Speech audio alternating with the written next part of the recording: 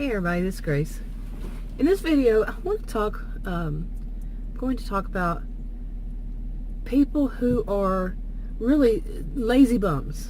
Okay, when I was younger, we just used to call them the lazy bums, but it concerns dating, online dating too, and the people who, and I'm not just saying males or females. Now, I only dated males, so I don't know what it would be to date a female.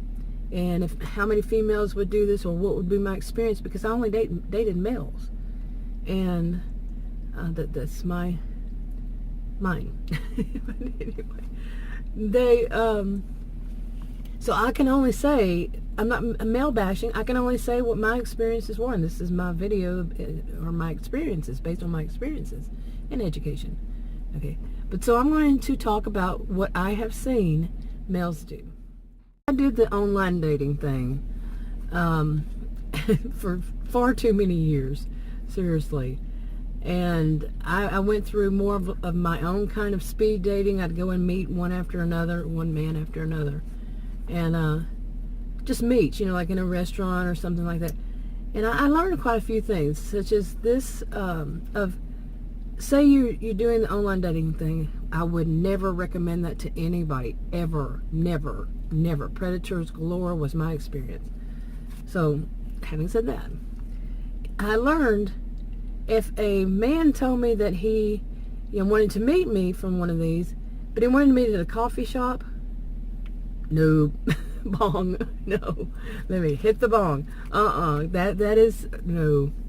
My experience was exactly that. This was the type who was going to, and I tried it more than one time. Now, I'm allergic to coffee. When it's brewing, it makes me gag.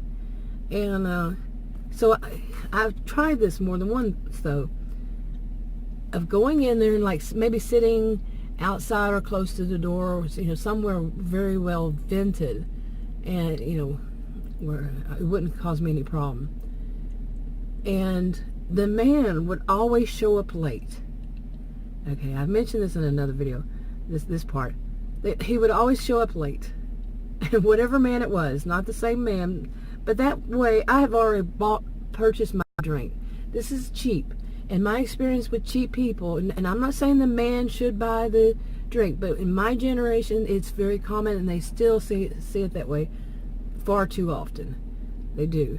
That the man is supposed to pay, and me, I'm more like, I don't want to call it Dutch treat, because Dutch don't like that. But, I'll pay this time, you pay that time, something like that. I don't think that it's the man's responsibility to pay for me at all. But my generation, many do. Now that was my experience, yeah. And I actually continued to date one of those. And he was so freaking cheap.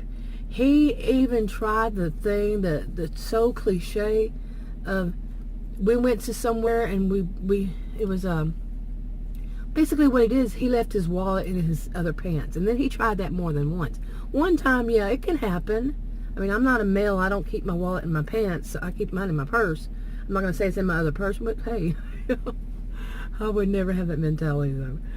But yeah, he tried that, and he tried it more than once. Oh my goodness. Yeah, I didn't last that long with him. But yeah, and what I learned was, what somebody had told me many years ago, the same thing.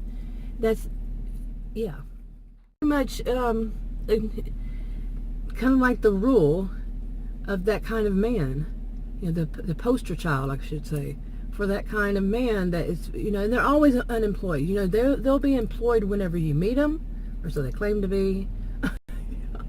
But the rest of us, they're always unemployed, and it's always somebody else's fault that they didn't last at that job.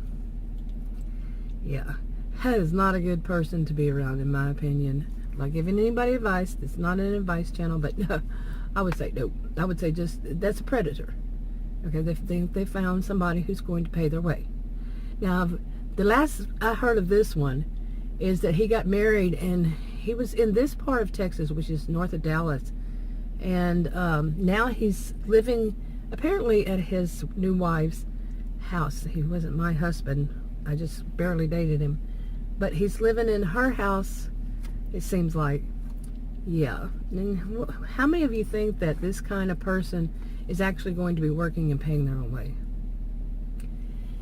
Yeah.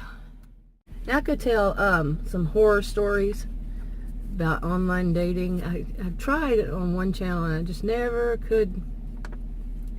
It's like reliving it, you know, which I have thought through and everything, and gone through all the processes, you know, of healing and stuff. But still, bringing it all back up didn't feel comfortable to me at that moment. Who knows? I might be able to. I did get a few videos out, not about this guy, but one that became a stalker, and I dated him for a long while, and then he became a stalker. So, but yeah, online dating, I would not, like I said, I would not recommend it to anybody, even my worst enemy. No. But yeah, I hope that kind of people see this is not a good way to meet somebody. It isn't. See, now where I live, Dallas area, okay, north of Dallas, but it's a suburb, but it's a huge city to itself. The chances of meeting people, it's very slim. And I just left a comment to something another person had commented about, but it was a different kind of subject. But I made a comment that I don't personally. I go back and forth on this. Like, if you meet somebody at work, is it a good or bad idea? I go back and forth on it. I think it's a good idea. It's a better idea because than just dating online, definitely, you know, than online dating. Because you know the person probably has had a background check. If you work at a place where they do background checks on everybody, yeah. And how deep? It depends. You know, which one's better or which one's not. But at least you know where they work. You see, you know something, and your employers know where they live. You know, they have some kind of idea of how they could get in touch with this person. But there's more accountability there. Accountability, right? If it's at work. And I know some people say, well, that's what causes all the problems. Well, but still, otherwise, if you live in a big place, now I'm not talking about a small place, you know, a small town or large town even, or small city. But this place so huge as it is, you know, it's difficult to meet people. That I think finding people at work would be a better alternative, definitely, to online dating.